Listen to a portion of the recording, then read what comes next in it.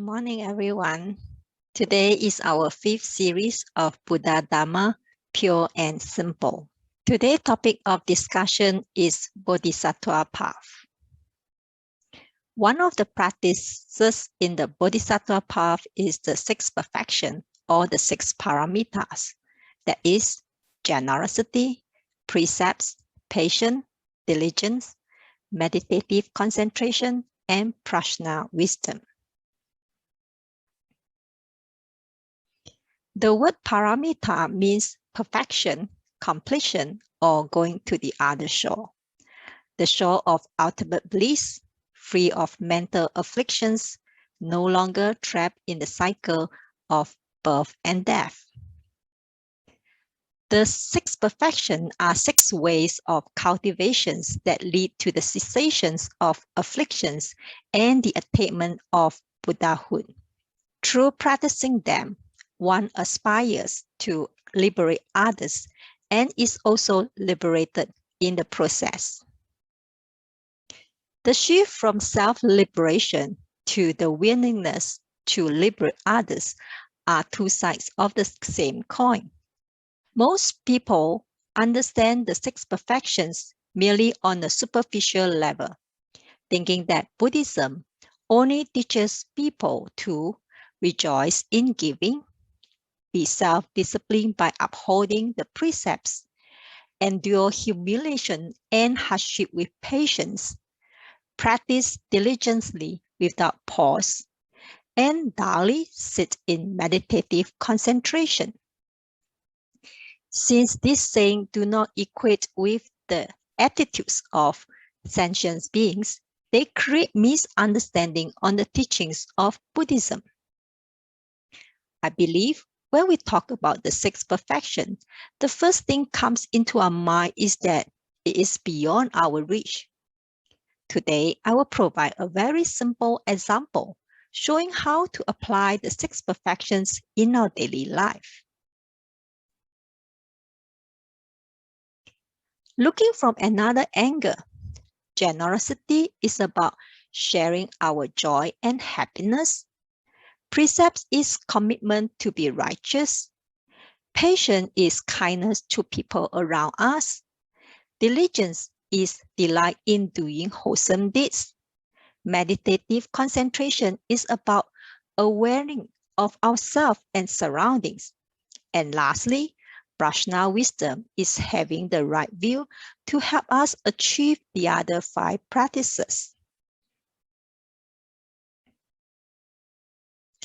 If we look from a smaller unit, such as a family, generosity is saying loving words, providing the family with the basic needs such as educations and pocket money for children, a gift of appreciation to your husband or wife. In terms of precepts, we need to enforce certain house rules. For example, in my home, we don't allow drinking, smoking, or gambling. The parents will also need to teach them good conduct. There shouldn't be any form of verbal or physical abuse in the family. With patience, we mean to embrace each other's mistakes and provide guidance to improve oneself. The latter is very important. We cannot allow others to keep on making the same mistake. This is not patient paramita. We need to help the other party to see and understand their mistake so that they won't repeat. However, in the time being, we have to wait for them to grow and improve. Diligence is not practiced diligently without pause. All work and no play make Jack a dull boy. There is a man who loves bulldozers since young. When he passed by a construction site, he would look at the bulldozer for a very long time. Before this man was born, he was diagnosed with mild intellectual disabilities. In order to encourage him, his parents would bring him to construction sites. and promised him that if he do well in his study, he can become a bulldozer operator. With encouragement from his parents and younger siblings, he worked hard in his studies. The moment he got his degree, he immediately took up a course to become a bulldozer operator. His parents supported him, and he finally landed a job in a construction company. This young man, despite his lower IQ, made his way through the university because he finds delights in pursuing his dream of becoming a bulldozer operator. A delighted mind can overcome our disability. Sometimes we feel dreadful to do something which we know is good for us. The reason is that others told us that is good, not because we fully agree with it or we see the urgent need of doing it. When it comes from our heart, that is, we agree and see the need, we will be very eager to do it. There is a great difference between willingness and eagerness. Do we do it out of no choice? For example, I want to get out of the cycle of birth and death, but I also enjoy all sorts of sensual pleasure. Out of no choice, I practice meditation to reduce all the external temptations. With this kind of intention, we won't find delight in our practice because you are as good as being forced into practicing. Henceforth, you don't gain from your practice. In fact, your practice couldn't last. Then it is not possible to practice diligence paramita. So we have to reflect on the following. First, what is your aim or outcome that you wish to achieve? Second, seeing the harmful effect of afflictions taking control of your daily life, and hence seeing the need to break free. Third, seeing not only my personal suffering, but also others. Therefore, we want to help others. When you have this mission of liberating others, you have the motivation. That's why the Bodhisattva path is saving oneself and others. Then we will work towards accumulating more wisdom and compassion, because these two are ways to liberate ourselves and others. Meditative concentration allows us to always check into our emotion and aware of what's happening in our family. Lastly, prajna wisdom is to see things beyond the surface, not using your past experiences to make judgment. When dealing with children or partner at home, we tend to recall the previous conflicts with them. Hence, when we are involved in a new conflict, we will jump to the conclusion as per the past experiences. We can't forgive or trust the other person. But with prajna wisdom, we understand the nature of impermanence. Maybe this person is truly apologetic this time round. Why don't we give him or her a chance? We should not make decisions solely based on past experiences. Also, if you recall the previous example I mentioned a few weeks ago regarding the lady whose husband cheated on her, she realized that she couldn't even control her mind, who changes very fast. So how can she control her husband's treatment to her?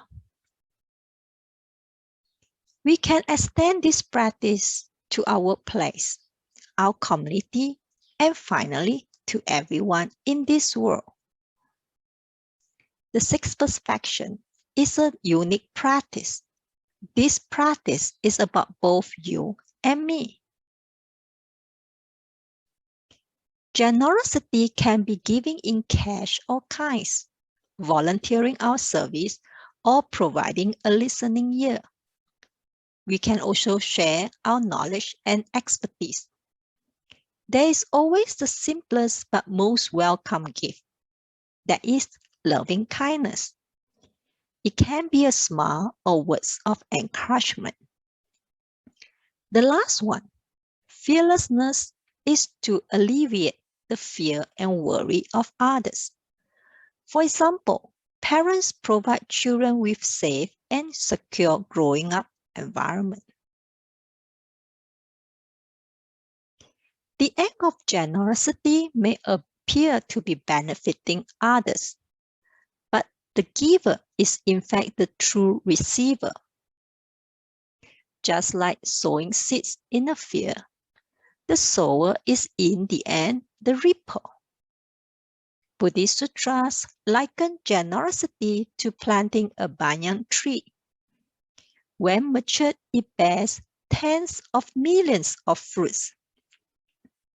The benefit of giving can be described by the saying, plant 1 and harvest 10, plant 10 and harvest 100. To receive, one must first give. Thus, the practice of generosity removes greed from one's mind and allows one to broadly form good affinity.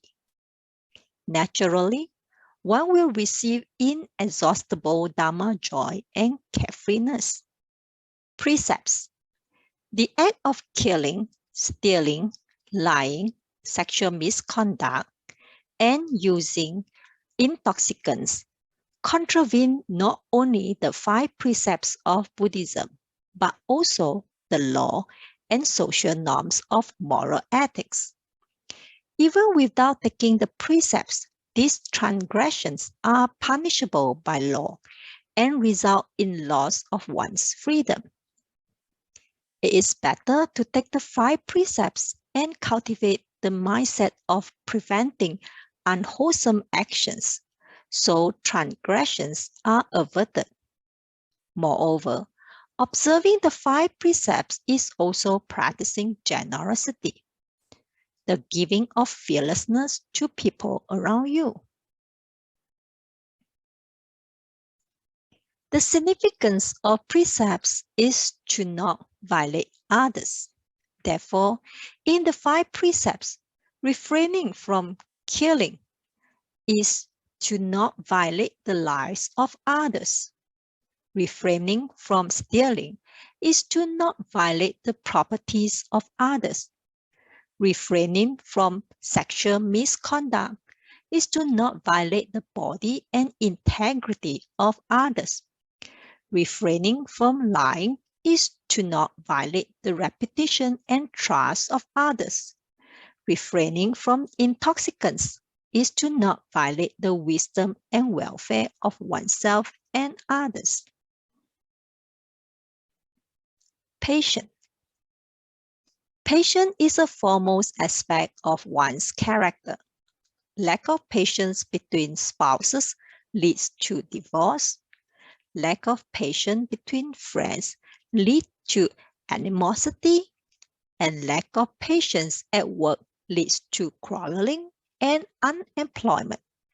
It is said in the sutra that those who cannot take in slander, criticism, or verbal abuse by others as if they were sweet nectar cannot be called a great person of strength. Many believe that patience means not to retaliate physically or verbally, and is a sign of weakness. However, patience takes strength and wisdom. It bears the meaning of understanding, acceptance, responsibility, and mediation. Patience without understanding is like laying rocks and keeping weeds out. This will keep them at bay for a while. But once we remove the rock, the weeds will grow again. When we understand that the other party harm us either verbally or physically, is also suffering for not getting what they want, then we learn to be more patient. They too are suffering from mental afflictions.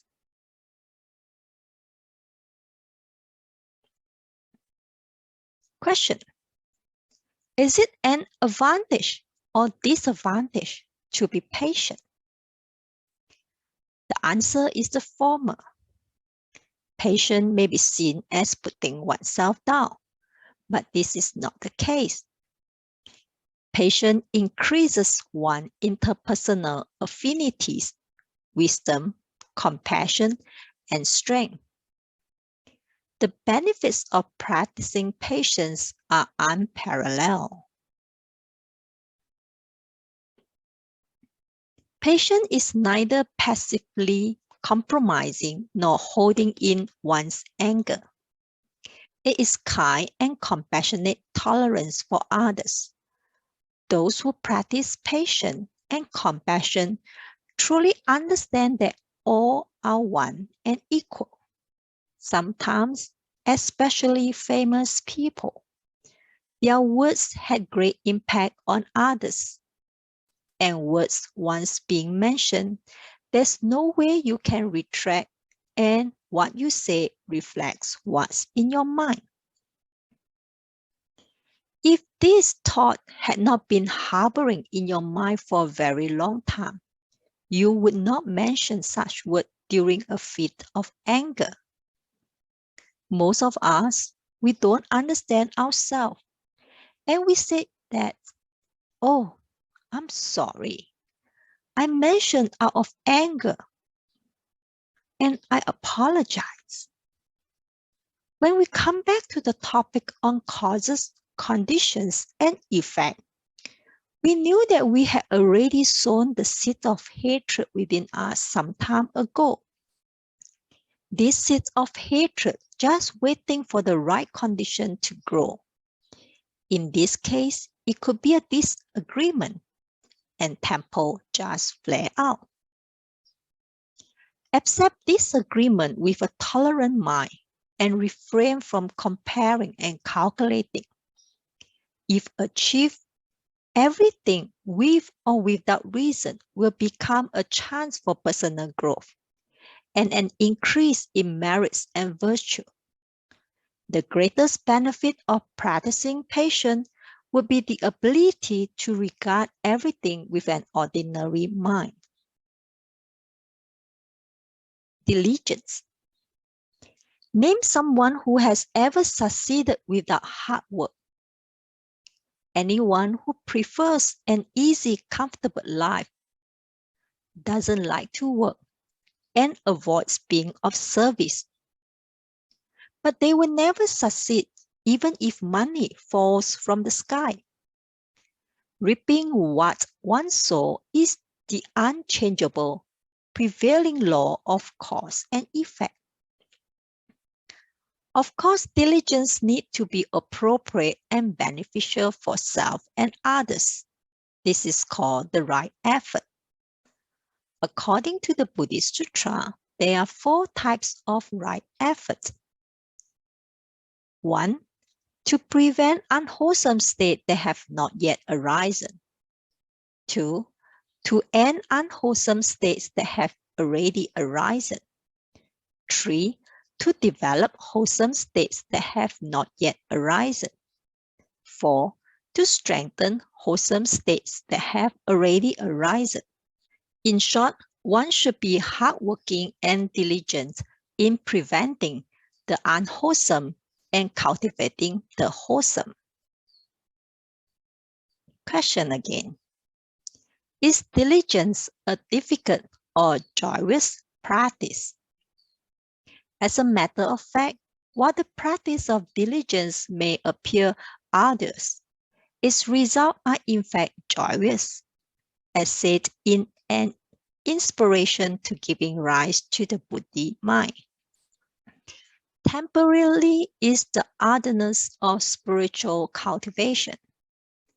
Prevalent is the arisen diligence, and forever the tranquility. Laziness may win a lifetime of ease, only to be followed by many lifetimes of suffering. Meditative concentration. The practice of meditative concentration is to subdue the mind and focus upon one subject. Meditators are often instructed to restrain the six sensory roots and to subdue and guard the mind. Prajna wisdom. It is regarded as the eye of the sixth perfection. Just as said in the sutras, the first five perfections are like the blind in which the sixth perfection is the guide. Thus, the importance of prajna wisdom can be seen. Is prajna wisdom sought internally or externally? Intelligence and worldly knowledge acquired externally. However, prajna wisdom comes internally. It is the ability to attain inner awakening. It is the right view that all phenomena are dependent in origination and therefore empty in nature. Hence, living with prajna wisdom helps us to eliminate interpersonal conflicts and enable freedoms from ignorance and afflictions. Let's use the story of the boy who has a strong interest in bulldozer. We look at how the family practiced the six perfections. He was their first child. They decided to keep him instead of abortions. They have to look into factors like no harming, which requires understanding of the child's and mother's conditions. They have to maintain a calm mind to measure the pros and cons of their decision. Once decided, they will give the baby all the love and time, such as going for frequent checkup and keeping oneself fit, and to endure the discomfort of carrying a baby and labor pain. The six perfections are also applicable in raising a child when he was born.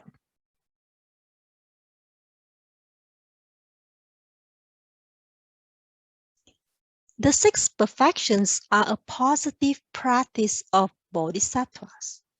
The meaning behind this practice is profound, for it helps one to establish wholesome Dharma in life, to preserve a continuous enthusiasm for learning in life, and to finally reach the ultimate shore of perfections. We have covered the six perfections. Now we shall move on to the Buddhism examination. The first one is a higher level of generosity than that of monetary donations is volunteering one's time, speak well of other good deeds, sharing one's skill and expertise, and all of the above. The answer is all of the above. The more magnanimous one's mind, the greater the achievement, the firmer one's vow, the greater the power. The answer is true. The six perfections are six ways of cultivations that lead to the cessations of afflictions and the attainment of Buddhahood. True.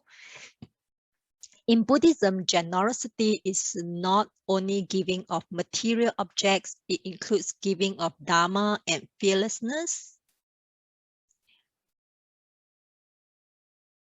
The answer is Dharma and fearlessness. Which one of the following is not one of the six paramita?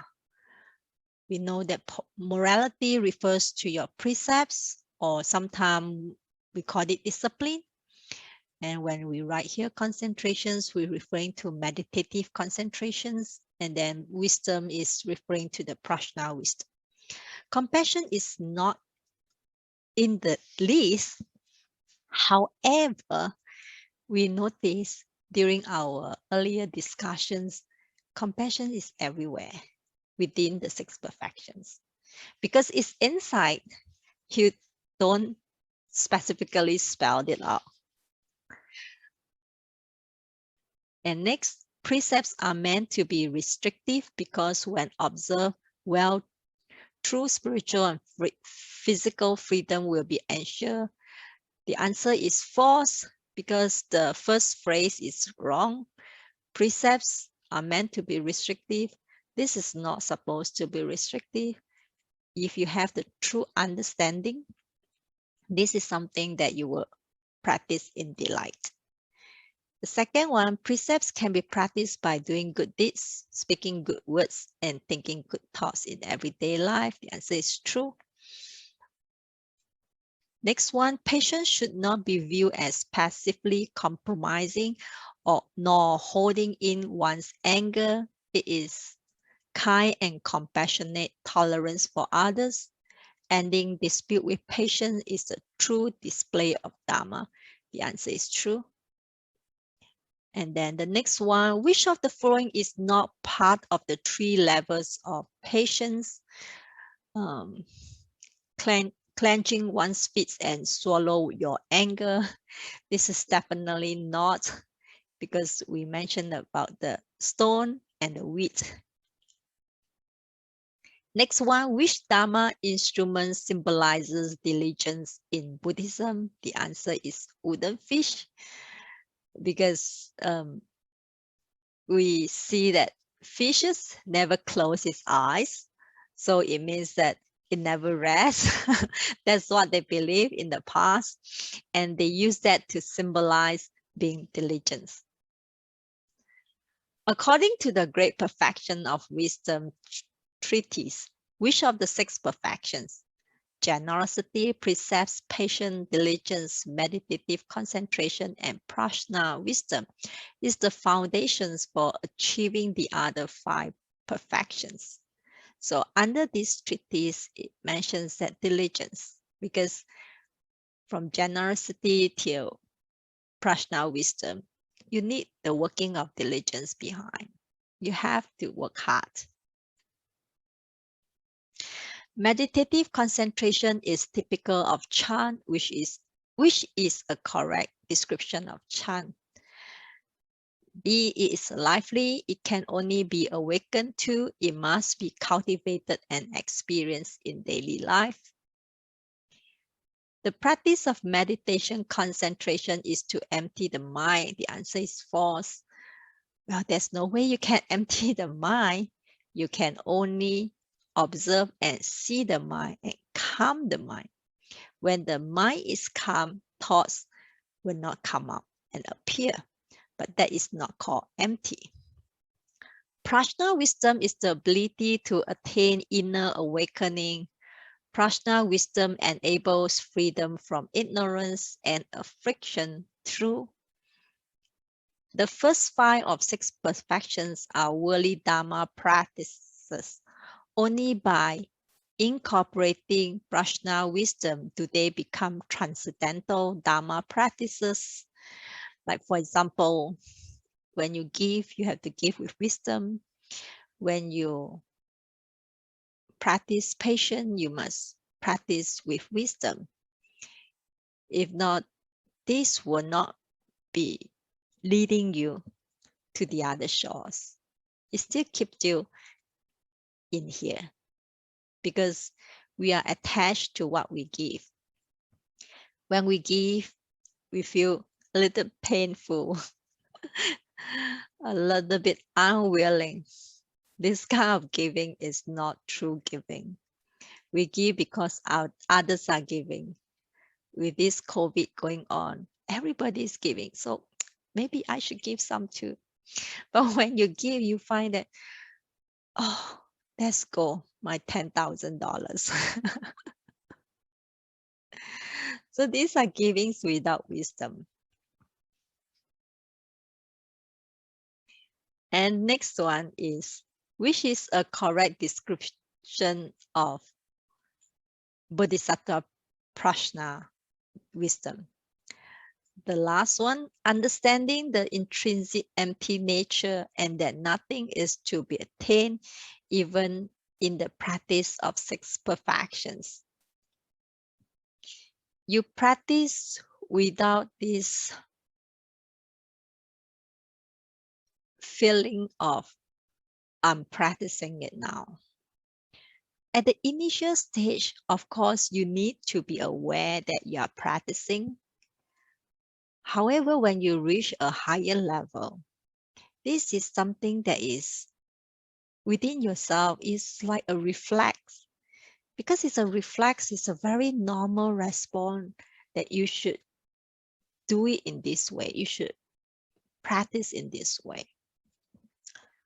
And hence, it was mentioned over here that, nothing is to be attained.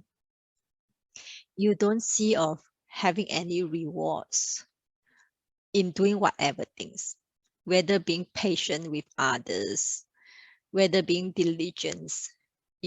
You don't go after all this. But at the beginning, it's all right to feel this because we need a little bit of motivation. We need to see the result. And these results will give us the kind of affirmation that I am moving towards the right track. And there's your goal. So when you are doing certain things and you feel happy and joyful, that's all right. You cannot say that, oh, these are all intrinsic, empty in nature. So after giving, I shouldn't feel happy. I given away 100,000. I shouldn't feel happy. That is another extreme. You can still feel the joy of giving. The only difference is that you know that this joy will not last forever. You can keep on giving so that this kind of joy is so-called continuous. But every time you stop for a moment, it goes back to normal. And you understand this empty nature. Empty is not, it doesn't mean that you're not doing anything. Empty is that you see that things comes and go, arises and ceases. And that's why it's called empty. And henceforth, after some times, you observe this kind of changes in your feelings, and you know that this is a truth. This is a universal truth. Then you don't hold on to that kind of feelings. You feel happy at the moment, enjoy it. You can have your happiness. But at the same time, you know that this will go off one day.